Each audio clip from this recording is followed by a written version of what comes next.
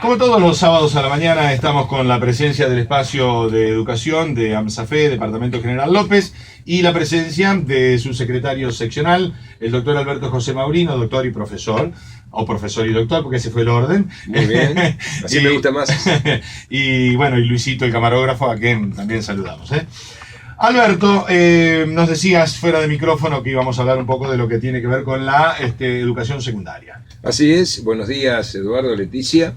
Bueno, venimos desarrollando y analizando la ley, esto es lo que hay que precisar. 26.206. Muy bien, muy bien. Alumno. ¿Qué es el contrato social que los ciudadanos en su totalidad, a través de sus representantes, hemos celebrado, si se quiere, pero que hoy en día no se cumple como la ley establece. Entonces lo que estamos tratando es de divulgar la ley para que todos los actores sociales se apropien de esta ley y peticionen ante las autoridades para que este cumplimiento sea efectivo y no sea como letra muerta, como dicen algunos, simplemente en un librito, y que esto quede a expensa de que alguien llegue y tenga la buena voluntad de cumplir la ley. Por supuesto. En principio hay que decir que todos los funcionarios públicos tienen la obligación de cumplir, ¿no? Porque a veces el Estado analiza las cuestiones de algunos administrados de una manera y hacia adentro analiza las cuestiones de otra forma, ¿no? Porque castiga a algunos administrados y no se castiga a sí mismo por lo que no hace no cumple. Bueno, cuando hablamos de la educación secundaria tenemos que decir que la educación secundaria es obligatoria. Teníamos la primaria obligatoria y hoy la secundaria es obligatoria. Así es. Cuando uno habla de la obligatoriedad del secundario, es un avance desde el punto de vista legal y desde el punto de vista de la sociedad en su conjunto extraordinario. Poner en valor lo que significa la obligatoriedad en la escuela secundaria también trae como consecuencia, y en la aplicación de la ley, todas las cuestiones conexas que hacen que esta ley se cumpla en cuanto a ese objetivo. Que cuando uno habla con aquellos que han estado presentes en esta digamos, sanción de la ley, y nosotros que hemos, los debates, y que nosotros hemos colaborado desde el punto de vista gremial de una manera muy importante, nos dicen que bueno, que es una ley muy interesante, pero es una ley para aplicar hacia adelante, y esa es mi preocupación. Porque si hacemos cada una de las leyes para aplicarla hacia adelante y no decimos en qué tiempo las vamos a aplicar hacia adelante, puede pasar como la 1420 de Sarmiento, que todavía hoy en día, después de más de 200 años, tenemos analfabetos, o tenemos chicos que no terminan la primaria.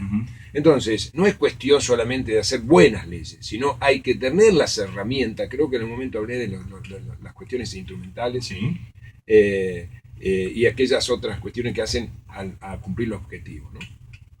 Y desde este punto de vista, la propia ley ya en la parte de educación secundaria establece que está dirigida obviamente a jóvenes y adolescentes y habla que se tiende a la formación plena, dice la ley, plena de la ciudadanía.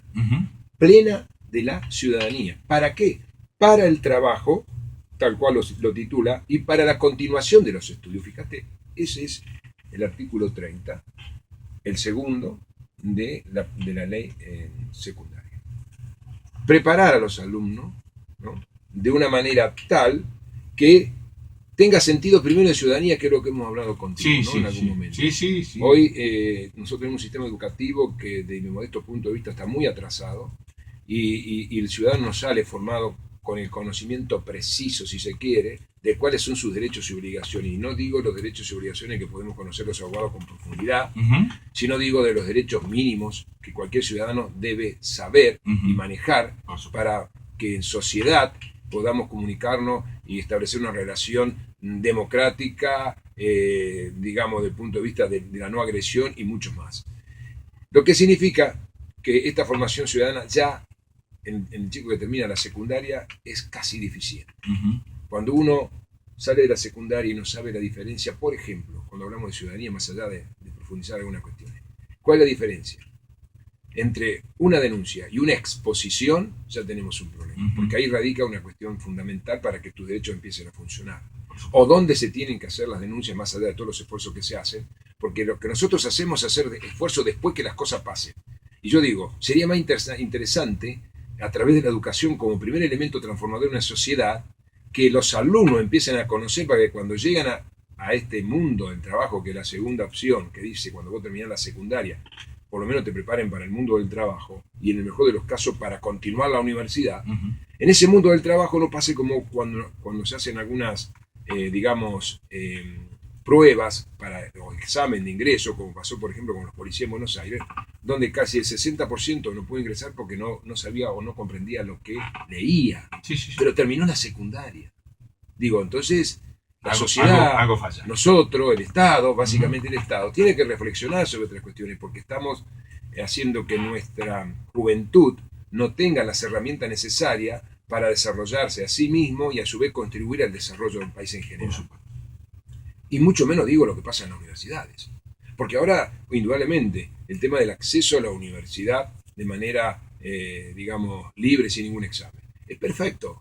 No está mal eso, está correcto. Porque la propia universidad en el segundo año ya corrige el tema del ingreso. Ahora, lo que no se dicen es que si ingresan 100, o mejor terminan el segundo año, después de un año de atravesar el circuito académico, a lo mejor el 5 o el 10%.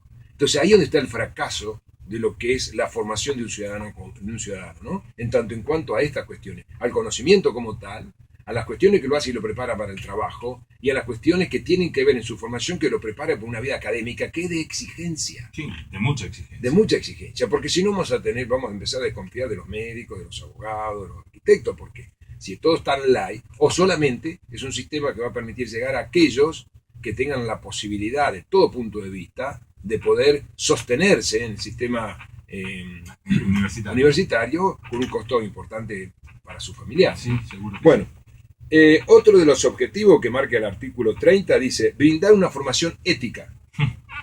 Brindar una formación ética. Hay trabajos importantes hoy en día a través de los derechos humanos y de muchas otras cuestiones que tienen que ver con lo legal, que habla de la ética, ¿no? Y hay que decir algo claro, interesante.